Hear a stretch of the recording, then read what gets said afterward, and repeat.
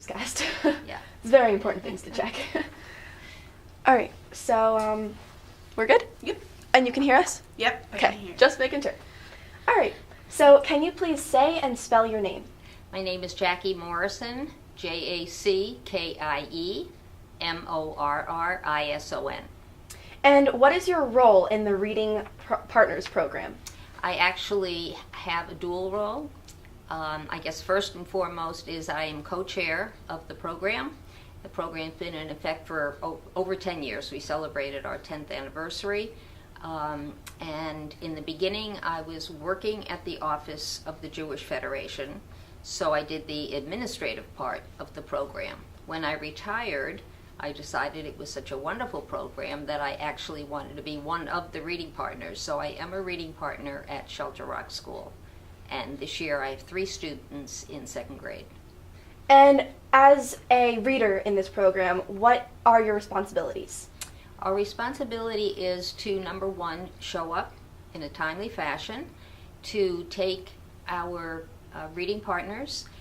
Sometimes we take them in groups and sometimes we do singly. I happen to do each child singly. We read with the student, we help them with their comprehension, we help them sounding out words. I believe the majority of our reading partners are with 1st, 2nd, or 3rd graders, so they're early readers, just doing the beginnings of breaking words apart, figuring out sentence structure, and comprehension. And what is the impact of this? How have they been affected by this program? Have you noticed improvement in their reading? Well, I can tell you that when one of my students from the past sees me in the hall, they break out of the line and run over, and that's not only me. I'm sure it's not me. Because I've been here, I think this is my 4th year. There are several students who I recognize and hopefully remember their names, who I see over the years, even though they've moved on. And some are still in the program, I'm not assigned to them. And others have moved out of the program because their reading skills have improved. I'm also told, and it happens in my class too, that when a reading partner walks into the classroom, hands go up. Every child in the classroom wants to go with the reading partner. And it's hard to explain to them, who actually needs the extra work. But eventually they get it. And what changes have you seen in these particular students? Well, over the year, I would say, because we're meeting the students at the end of September or October and we read with them through May, I would say the majority of students definitely improve their reading skills. I'm not surprised at the end of the year that my students have moved out of the program. Another thing is not only the reading schools, but the confidence level of the students as far as what they're reading and what they understand. So we do see improvement. We don't take the only credit for it, but we think we're a piece of the puzzle. How about, do you have any students who don't speak English as their first language? I have had, and this year have, students who are in the ESL program, English as a Second Language. All of my students have always spoken English to some degree, but they're still in the program because of their English skills, which aren't up to par. So I have had most Spanish-speaking students as well as English And students. for these Spanish students, how has their reading improved? I think their reading is improved because of understanding concepts and words that they might not ordinarily meet at home in a family situation. I think their outlook is broadened by reading with us and understanding particulars. As part of this project, we need to have a tie into where we're choosing like immigration and things like that. So we wanted to focus on how these students who may not speak English, how they're benefiting from this program. Can you say anything about that? Well, clearly they're benefiting from the program because many of these students only hear their native language at home because many of the parents aren't speaking English. And certainly in the home environment, they're more comfortable speaking their native language. So by our concentrating on English skills and words that they may not encounter at home, I think it definitely enhances their skills. And there's also a bonding process. The students just love to be with the reading partners and feel very special and not singled out negatively. It's a very positive thing. Everybody wants to have a reading partner, as I said.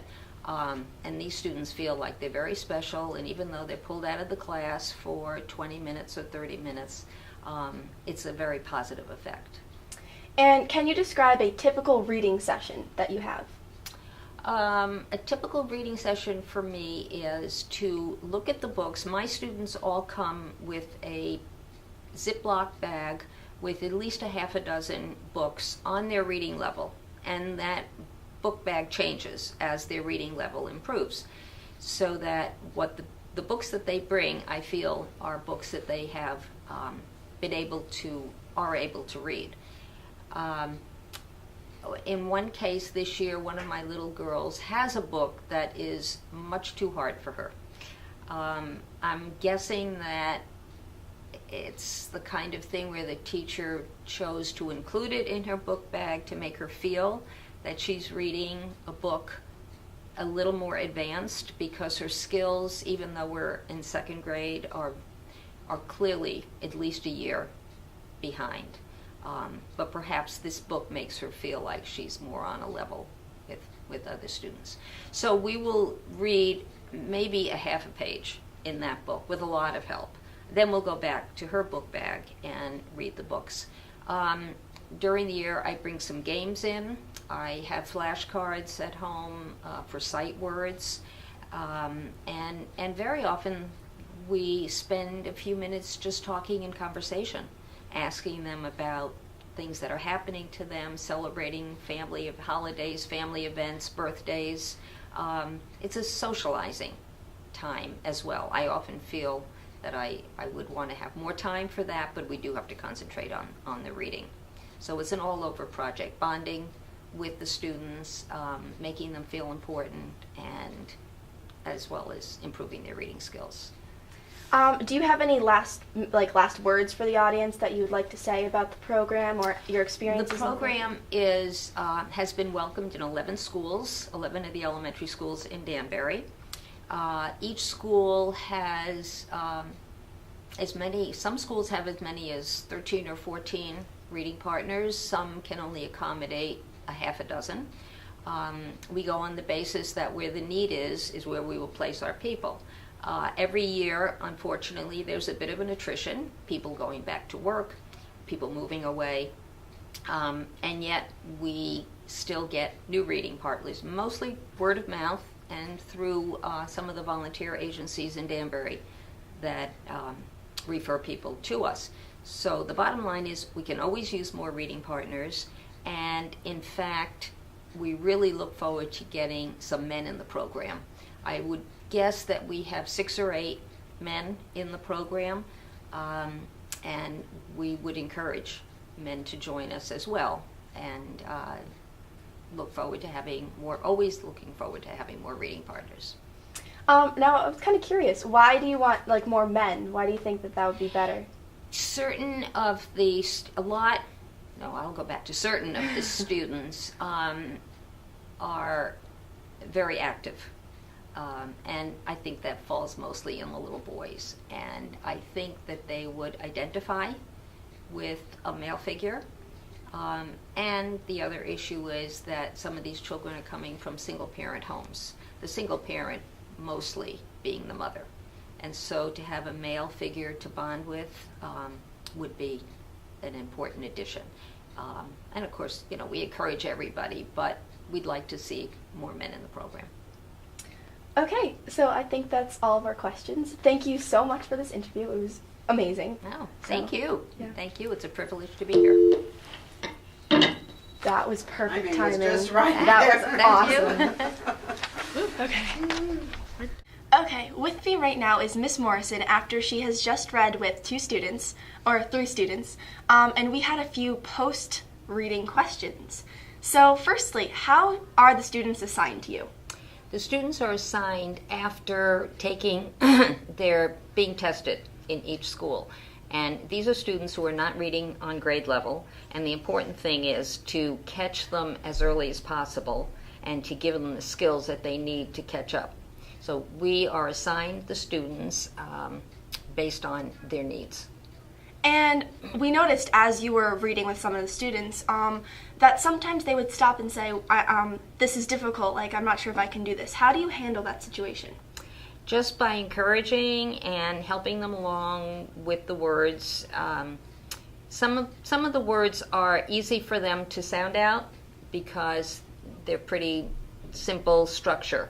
Some of the words are a little bit harder, and I just help them along, often having to tell them the word just so that they can continue reading and not have it too broken up. And how do you? Oh, I forgot my question. Well, I think that. Do you have any more questions, Katie? We can edit this part out, which is good. Please pay attention. This is a very important announcement. Nobody is to use the bathrooms in the school unless it's an emergency. Oh. Nobody is to use the bathrooms in the school unless it's an emergency. Yeah, we can definitely edit this part out. Yeah. You know. Katie, did you have any more? How'd you get involved in the program? Oh, right. Okay. So I'll ask it so that it looks like I'm Yeah. talking to. Okay. Okay. And how did you get involved in this program? When I was working at the Office of the Jewish Federation, which is the sponsoring organization of the program, I started with the person who's coordinated the program, brought it to us, and did administrative work. We are having indoor recess today, and classroom teachers, please check your mailboxes before the end of the day. There's some handouts that need to go out with report cards. Okay. Could you just start that over? Yeah. Start that again. Yeah. So how did you become involved in this program? Okay. I became involved in it because I was working at the Office of the Jewish Federation, which sponsors the program, and worked with the beginning schools. I believe we started with 4, maybe 5 schools, and as I said before, have now grown to 11 schools. I saw the program develop, and when I retired from that office, I decided I would become a reading partner myself. My background is teaching, although I only taught for a few years, and then went on to other kinds of work.